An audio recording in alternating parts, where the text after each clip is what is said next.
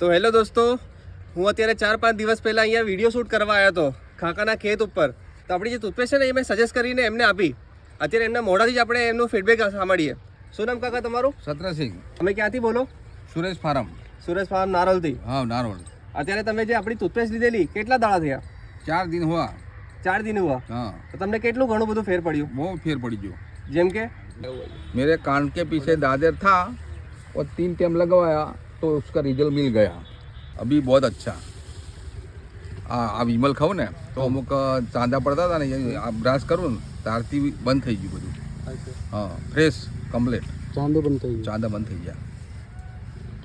એ જ યુઝ કરું હું. પેલી છે કોલગેટ વાપરતો હતો ને, ચાલુ કોલગેટ એ બંધ કરી દીધી.